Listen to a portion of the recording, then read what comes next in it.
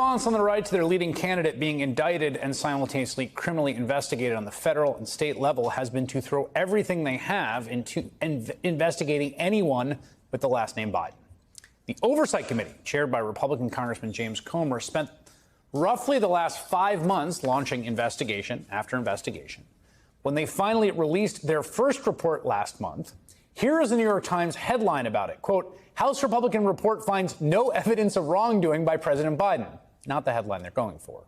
But Republicans have soldiered on, trying to find any evidence of anything. And now they are threatening to hold FBI Director Chris Wray in contempt of Congress for not blindly handing over a confidential document that includes unsubstantiated claims from a so-called informant about Biden and his family.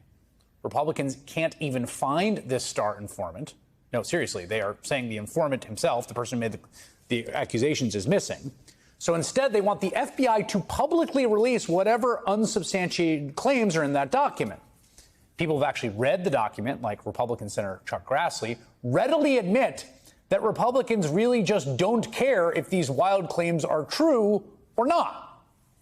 We aren't interested in whether or not the accusations against Vice President Biden are accurate or not. Senator, how damning is this document to the sitting U.S. president? Well, it's I don't know that, and that's what we need. But you've read it. I read it. Let's put it this way: there's accusations in it. Yeah. Even over at Fox News, they are quite frustrated that Republicans have not been able to show the receipts. It really is disheartening to see all of the oversight that you all are trying to do, whether it's IRS, whether it's FBI, DOJ, and just having very little luck, frankly. But the most telling comment came from the oversight chairman himself. He went on Fox News shortly after 4 a.m. last week and was asked if his investigation has moved the needle in the upcoming presidential election. You look at the polling, and right now Donald Trump is 7 points ahead of Joe Biden and trending upward. Joe Biden's trending downward. And I believe that the media is looking around, scratching their head, and they're realizing that the American people are keeping up with our investigation, and they realize something's wrong here.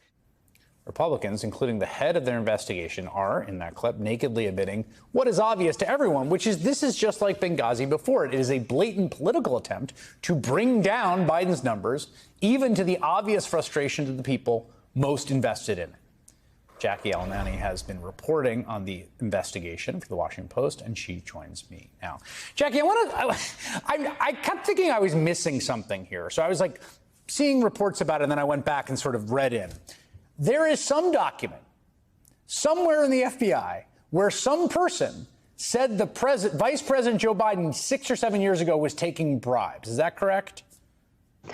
That's exactly right, Chris. There are a lot of different rabbit holes to go down when it comes to trying to piece through all of House GOP Republicans' different allegations of whistleblowers, because lawmakers like James Comer and Jim Jordan have pinned the success of their investigations in order to paint the Biden administration and his family as corrupt and the federal government as a political tool on these allegations, whether or not they're credible. But this allegation in particular, and this showdown with Christopher Wray, which only really lends Comer more credibility than he has substantiated or verified, is over this FD 1023 form. And this is an informant that has given unverified, unsubstantiated allegations to the FBI that Comer and Chuck Grassley have been demanding that Christopher Wray turn over, even though they've already reviewed this document. Right. I mean, so the idea is that, like, somewhere in the government, there's some informant who at some point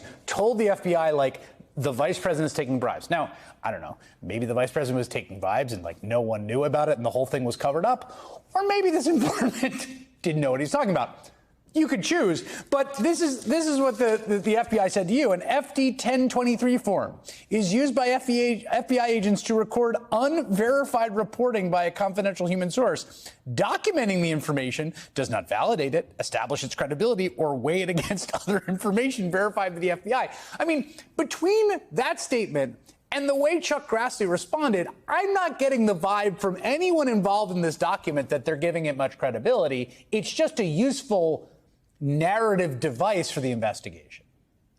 Exactly. These are the exact headlines that James Comer wants, especially as he sort of simultaneously struggled to actually present any substantive evidence that directly ties Joe Biden to some of the evidence that they have been able to scrounge up that have at least raised questions about the Biden family's business dealings. But Christopher Wray did offer directly an extraordinary accommodation to Grassley and James Comer this week in a phone call. He said that they could come in person and review a redacted version of the document. They just couldn't take it home with them. Comer has said that this is insufficient, that they need the production of the document so they can continue to analyze it more thoroughly. Of course, there's a myriad of reasons why the FBI has said that they can't actually produce this document. But either way, James Comer is able to at least muddy the waters by all of us having this conversation about these unverified claims. It's perfect. It's just, again, the MacGuffin is a Hitchcock term for a plot device of some sort of, hidden thing that you're looking for. The suitcase in Pulp Fiction being a great example. This is Comer's MacGuffin. At some point, we'll find out whether it's true or not. I think I know which way I would bet if forced to. Jackie Alamani, thank you very much. Thanks, Chris.